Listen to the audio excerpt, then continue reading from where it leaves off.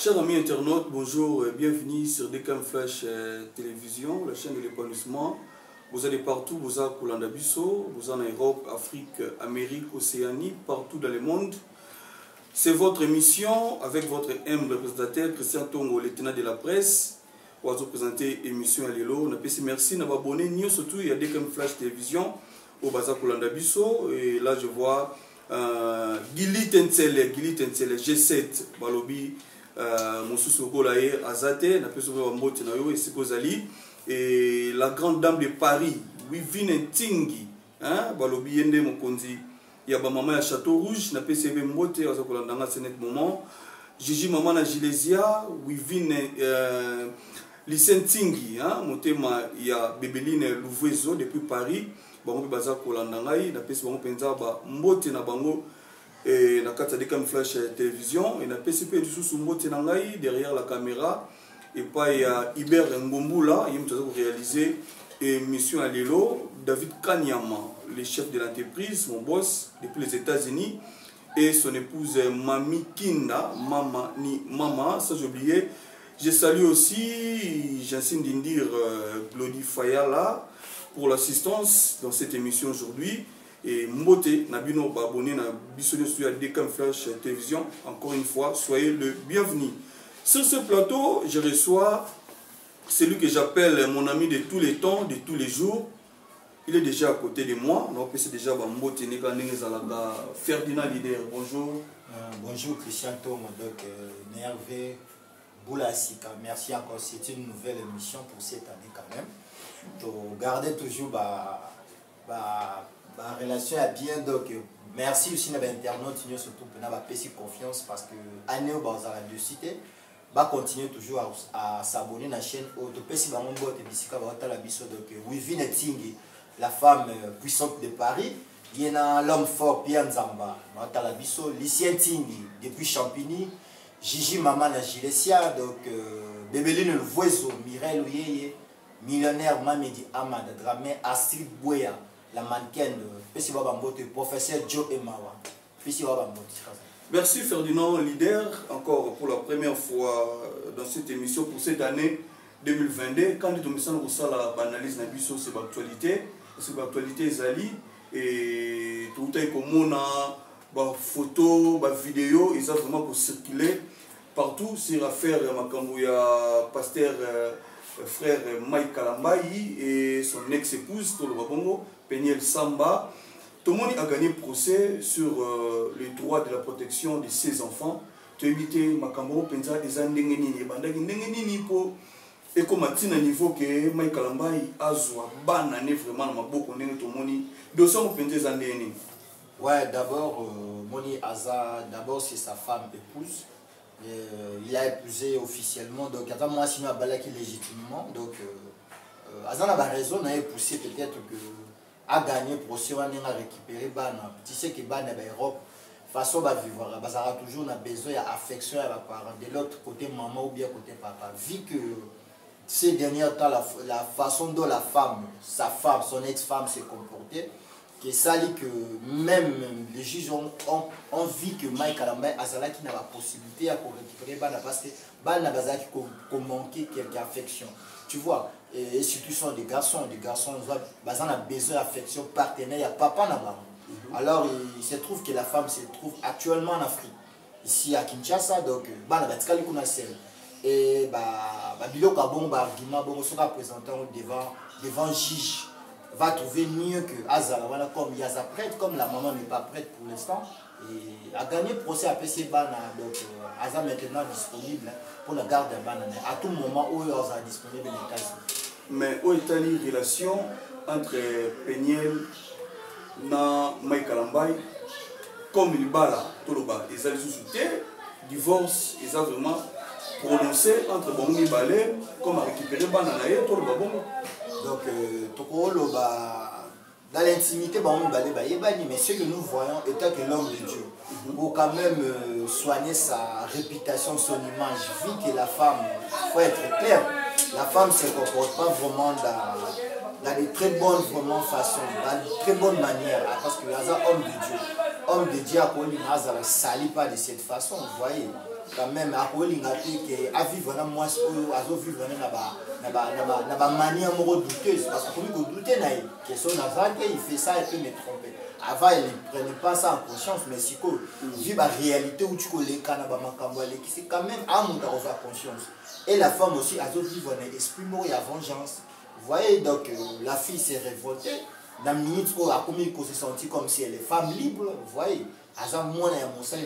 Mais tant qu'on avec découvrir parce que là aussi grandi aux États-Unis, avec vivre sous le milieu il y a côté, vraiment je pense pas que vous teniez sous vivre sous na Mike Kalamba. Si au moins Mike Kalamba pouvait remarier quand même ça pour encadrer maintenant Péniel, je pense pas que vous avez vraiment sous bien vivre tant on surtout l'équipe donc et ça va libérer mort ba problème le ba problème c'est mieux ba tika avoir une relation à bana pour que ba sambara tout le temps des ba autre l'ex ba tant voilà ndeti le solo il y a sextape wana otomona ki wana est-ce que ça bien réel parce que t'occupé yango pesa cause ou celle que Mike Kalamba tanga moni ba image wana et celle que vraiment non à faut landela azo a récupérer bana naïe le solo sextape wana analyse nini o yo salaki sur ba image wana tanga moni yango est-ce que c'était elle vraiment Péniel et puis le mec en question il paraît que Yazapé soit disant un artiste, éviter c'est vrai ou faux.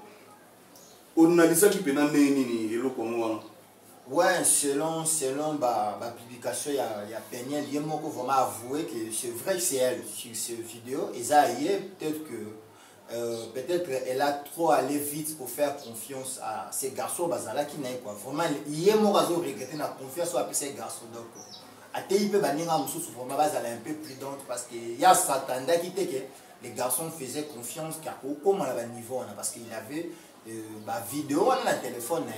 Elle s'est trouvée qu'il a quitté ses amis sur son entourage comme si que Azaki n'a pas de téléphone, Azaki n'a pas de vidéo n'a pas beaucoup. Elle a montré ça à une de ses copines, des alarmes à Moniango et virer dîner comme il publiait pour moi. Mais ça, nos copines étaient mon tour. Oui, on ne sait pas. Peut-être c'est actuellement la fille veut faire la buzz ou comment. Parce que la fille qu'elle a accusée, et la fille l'a nié. Elle dit que ça y était. Mais il y a peigné à ce quoi accuser la fille, on a que, on ne va pas avouer que ça y est. Si la vidéo, on a ça y est à salam. C'est pas douter, ça y est. Il faut en clair que ça y est. Et ça fait qu'au montage, c'est lui qui a pratiqué ces vidéos-là de la sexualité. Voilà, fidèles amis internautes, toujours le blague analyse l'actualité où ça s'est passé. Retenons que Mike Kalamba a déjà na bananaye, bel et bien ici à Kinshasa, non? Non, Mike se trouve toujours aux États-Unis parce qu'il y a eu la rentrée scolaire au niveau des États-Unis. La minute où la garde, la France. Donc, Azala qui est aux États-Unis, oui, il a passé des vacances à ce moment, après il a retourné. Okay.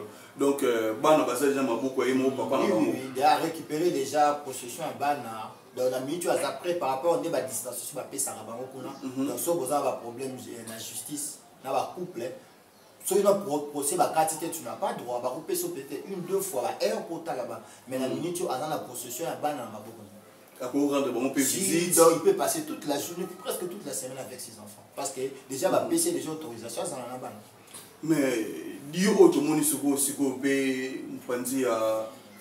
il y a Pasteur Warrior, Pasteur Pétage, tout le monde est sur photo bimi, Péniel, Pénénaï. Et ça, Pénani, Pénato, le Bela, Dieu, on est sous.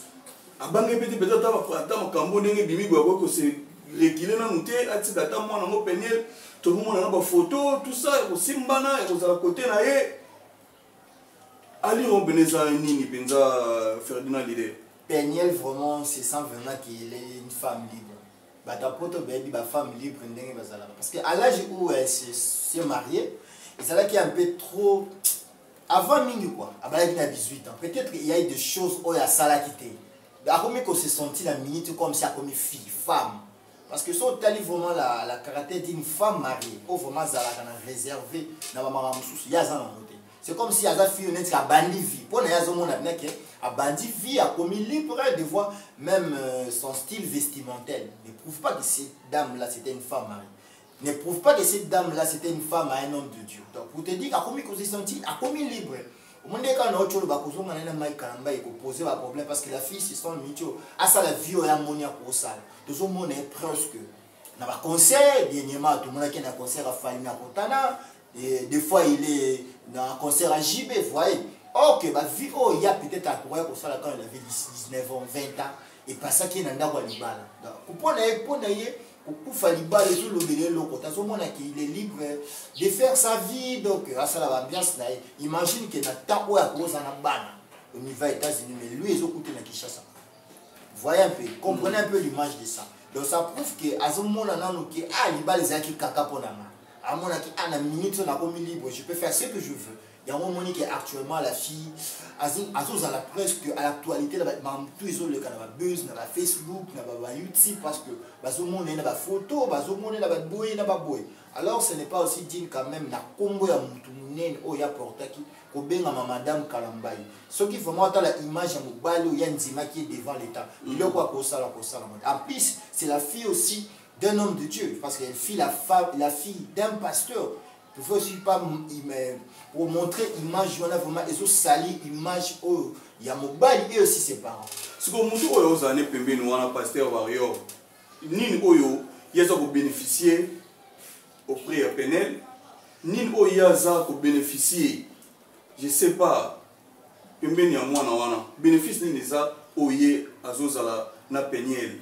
Na éviter ça azosala qui manageriat sur le bas qui manager asa manager na ye asa nani na ye pour à tout moment à côté na ye et ça benani donc tokolo ba moni pasteur d'English ya zane pasteur ya ma solo pasteur ya business ou ça la peut ba faire na privé bon ceux qui ont une relation, bon, le bac qui ont une relation privée, ils ont des hauts, il y a bon. Donc, quand on a 4, ça va être pas condamné. Mais surtout actuellement, la fille est actualité. Le presque, comme peigner, comme le rôle à une actrice, à une baraté, à danser, à chanter ou pas, mais tout le monde parle d'elle. Par rapport à la situation, à Alexa. Denis laisse quand même, à un élo, parce que, à quand même, pasteur ou pas un fille, passer son temps avec une simple fille, Azara, moi, ça veut dire qu'ils ont aussi l'intérêt. Intérêt, on a eu mais est-ce que tu continues à fouiller, tu vas découvrir. Mais comme on est au côté, mais Azoko bénéficier sous ces ans on peut à 4 na bango na bango ceux les a pour l'encadrement spirituel on peut comprendre mais ceux les a peut-être pour pousser na bango sous les soit pas pour ça avec l'opé du bal puis on a besoin de moi Kalamba et puis azonga balobi bolingo ya bana kufa raté a te kufiso beaucoup d'animaux ba sensation d'amour ezala kaka ouais ezala kaka mais la minute au Mike Kalamba la minute au pe azana no pe silencieux donc silence mais on est sur le bébé. Est-ce qu'à l'objet qui a conseillé marié? Non. Est-ce qu'à l'objet barozo non. Donc pour te dire qu'il garde toujours l'amour de son ex-femme, mais vu le comportement fille à commis, peut-être que c'est compliqué juste avant de avoir le même problème. Parce que Mike peut se retrouver à la maison, venir à des concerts. Moi, il y aura toujours des problèmes parce que la fille a commis déjà vie à la femme libre. Or, image où on a déjà la femme mariée, une femme épousée légitimement, à long on a tourné, on a commis senti que je suis une femme libre. Si déjà à cause de ça, pour passer bataille belée en Afrique, ban aux États-Unis, pour te dire que maman est seule, n'a jamais pour ça, 3 mois loin de ses enfants. Et aussi ses enfants sont encore des petits garçons. Ils ont besoin d'affection à maman. Ceux qui vraiment se sentent que cause à la kuna, ils ont plus mieux kuna, mais qui sont dans l'Europe que tout le monde a été. Ils ont besoin des États-Unis. Et comment la réaction au Tomoni après avoir Mike Kalamba pour gagner procès wana, à mon posté papier wana l'internet amo poston na ba page na yenyoso. Alors il y a des gens européens na ba analyste na bango ba lobi attaque homme de Dieu, il fallait pas abimsa on na bongo, il fallait garder ta papier wana tout ça mais à faire montrer on a battu que a gagné procès wana. Alors ba analyse pe ya to ba réaction pe au pe peiner la salaki na éviter attaque l'homme de la culture. Analyse na yo eza nini par rapport ya komona après avoir gagné procès mbalamo voyé ko l'Axabiso papier wana ke a gagné vraiment dossier yango ya biti banso ba lobi attaque nom de Dieu fallait pas à ça la bongo fallait ça attendre coulisses Yo moné mon ndeni Ferdinand. Bon, on a parlé selon la sagesse d'un homme de Dieu quand même. Babilo Moussou, il y a beaucoup de influence. À beaucoup de parce qu'il faut garder toujours son attitude. Son attitude, c'est être discret. Son attitude, vraiment, c'est être vraiment une personne un peu anonyme. Anonyme, c'est aussi respect, crédibilité. Moi, c'est au balaki n'a mis sur bat. Quand même, qu'on soit dans la bine.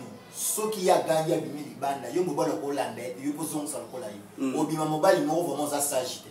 Donc vraiment la trouva qui est vraiment bien été parce que au cas où bazonga ici, bah le papier on a plus bien.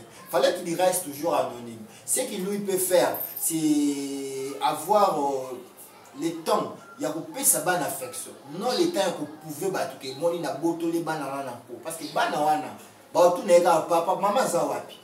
Maman, on veut voir maman. Pour te dire, il faut réunir mon caca. Parce que Bana ba Mickey. Et le dernier là, c'est un petit garçon. Il a à peine 2 ans. Parce que Azan a évité que papa maman va soir. Ouais, mon colo ici peut comprendre. Mais il y a sous Azan Mickey. Il a évité que papa maman va avoir conflit. Conflit conjugal. Il est bien monté. Il a dit que non, peut-être que maman il est avant vacances, maman il est à voyage. Mais à retour à papa non. Où est maman? Alors, du coup, on a pas Alexandre dans les réseaux sociaux. Et aussi dans le niveau, il y a Mike Kalambay.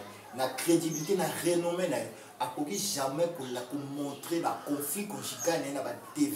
Même si dans la procès, il doit être anonyme. Parce qu'on a aussi connu des hommes de Dieu, beaucoup. Pasteur Libéré, je ne peux pas citer les noms. Ils se sont divorcés avec leurs femmes. Tout le monde a côté de la procès, il y a utilité. Pourquoi? Garder toujours personnalité là-bas afin que salir dans son image à base là-bas.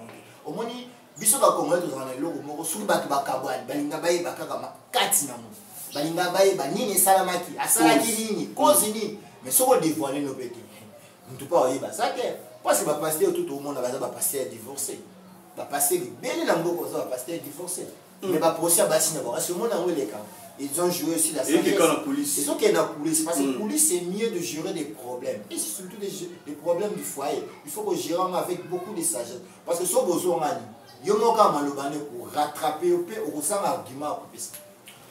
Vraiment cher ami internaute, tout ça dans le cadre de banaliste na biso tout ça dans le cadre de DKM Flash et télévision là je salue Papa José depuis la Nouvelle-Zélande, toi ça kotala nga mon vieux.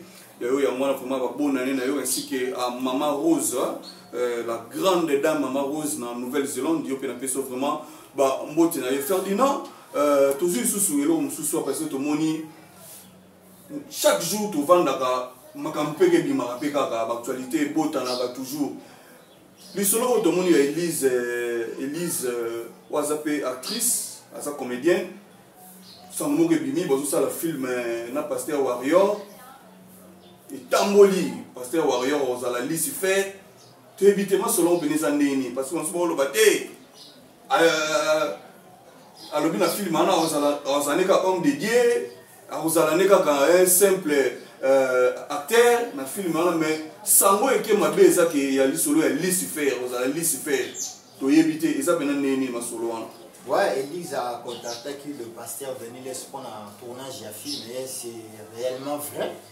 Les gens remarquent que ça solo a contacté qui est bon. Rôle incarné.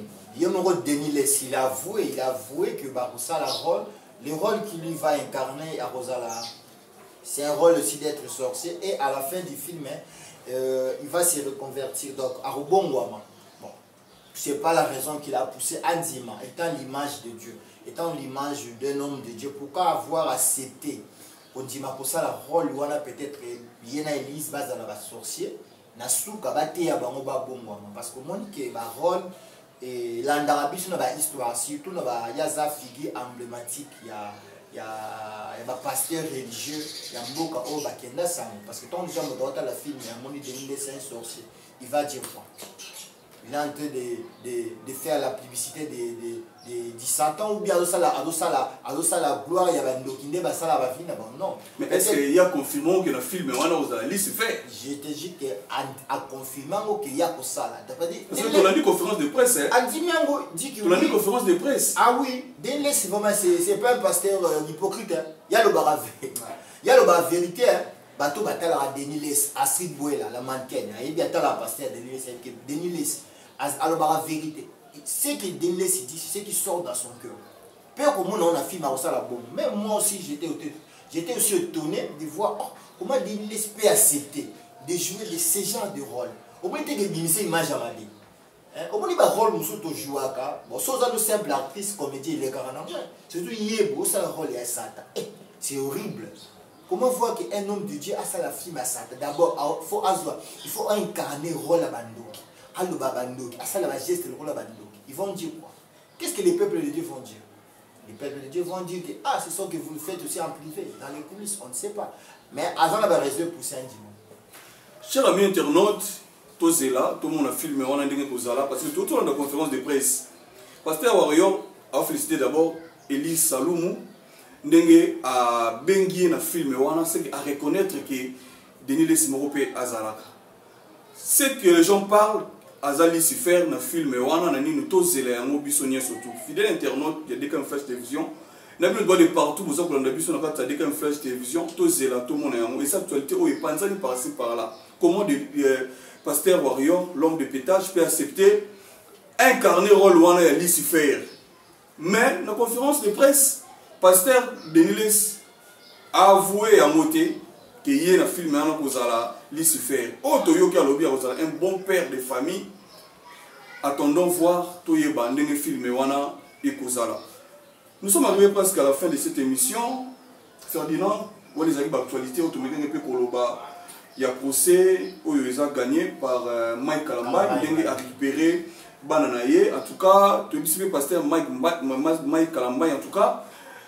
Mais quelqu'un qui a fait soin de malamu parce que bana peut pas bon rapper au TP ya maman mais celui qui besoin de maman la bangote et ça la rapper moi et l'autre comment boy mais comme on récupérer bango en tout cas j'espère en tant qu'un homme de Dieu vraiment bana vraiment malamu puis vraiment soin de bango comme il faut malgré l'absence il y a pembeni il y a maman la bango et puis tout mais quelqu'un qui gérer la situation mususu. L'on est surtout les accords à Bolekisaka, na page, na banini, batuba mon, na secret mususu. En tout cas, ils ont vraiment malade. Nous Ferdinand leader, tout comme na souka, n'habite ni noko bakisa, na bandeko na sou, oyo balandi biso vraiment na mission na biso alelo. Ouais, c'est que moi je peux retenir que na koloba que oyo batala biso il faut battre sur conseil na auto la réalité tout ça là donc le biso tout ça la mission tout le bara tout ça contre tout ça pour tout on vient juste donner des conseils là où on trouve qu'il y a quelque chose qui ne marche pas voilà tu y a toujours pour le bara fait sociaux ils ont les la vie sociale la réalité donc tu y a quoi éclaircir population tu y a quoi éclaircir diaspora, tu vois, Talibanda, Balandarabiso, Ludovic Lema depuis Paris. Donc, ils ont toujours besoin de savoir sur les Kambeleki, qui n'a obenga et banine les quatre. Il y a un moment, tout ça là, toujours une mission pareille pour la Kolobela. Autre Kolobela, les acquis par rapport à Mike Kalambay. Donc, le dossier de Jésus close, donc il a récupéré 6 enfants. Après, de Kolobela Sous, il y a Pasteur Denis Lest, c'est quand même un grand homme de Dieu, quand même, à respecter Yamboka, Moussala Nzambe. Donc, ça la vie n'est des dépens que de lui. C'est tout le monde a filmé voilà. Peut-être suspense par rôle de la biso tout à la bon on appelle à carnet pe rôle peut-être peut-être suspense tout ça la monter mbam tout à la ni rôle mon a sous pas carnet rôle donc il y a moi de ngatu ba donc on est surtout vraiment ça qui n'a biso en 2021 tout côté 2022 donc vous continuez toujours à vous abonner massivement merci. Donc, nazo PSAP merci à l'internaute Yamba Mako, ya Mali vraiment batala rabiso mingi vraiment, bisika baza vraiment to pesi bango bambote donc les meilleurs coiffeurs Moussa Dramé na salon maison mère na Choukam Soumari. Sizodo na pesi na Miss Bénédicte Massiala Makengo, pesi na Lucien Tingi grand prêtre depuis Champigny et sa femme Bébeline Voisou. Nécessaire condoléances laisse Makiese donc on est de cœur avec toi, il vient de perdre son père, donc mes condoléances, laisse Makiese à toute la famille Makiese de Paris. Pessimbote na professeur Joe Emawa, Ablazine Vidi Dabo, Pessimbote Yususu na Dible le Canadien, ami de Star, Yususu Mari, Dollar Rouge, Ablazine Vidi Dabo, à la Ral Chisoko, Pessimbote depuis Bangola, à mon frère Gitingi, le gérant de l'entreprise, Wivine Tingi, donc Wivine Tingi, la grande dame de Paris. Hein, il ne fait pas comme les autres, toujours au top. Tobo Sanyote, donc Binotou Bolandek Bisso, merci à vous. Pasteur Jean Mabiema, Pasteur Hippolyte Makengo, meilleur vœu à vous tous. Donc, année 2000, à notre boss, le boss David Kanyama, donc toujours au top, et sa femme, Maman Mami Kinda, nous sommes de cœur avec vous. Donc, merci na tout bossa la qu'on a des comme Flash TV, na yomo et Christian Tongo. Merci na confiance aux assos renouvelés pour la 2022. Donc, j'espère qu'il y a beaucoup à dire. Nous sommes disponibles pour nous. On a repéré toujours d'informations bino bolingaka. Pour la bino na ba tâtonnement bozana na sobe que na derrière la caméra aussi on voit Iber Ngumbula, donc un caméraman intellectuel, donc le PCP Mbote merci à merci nos fidèles internautes et surtout vraiment balandi biso et ça qui bon analyse automatique que peut que ça là en tout cas tout ça là année dans le rapport na ko léser mututé pour na ko critiquer té ko finga pété to ka juste que ça la analyse ko le baba point oza malamu to lobby oza mabe to bongisi donc quoi monique peut-être maloba na biso et les ayés to moi li bakumo ke beta mais en tout cas vous voyez vraiment ko excuser biso ce qui commence bien finit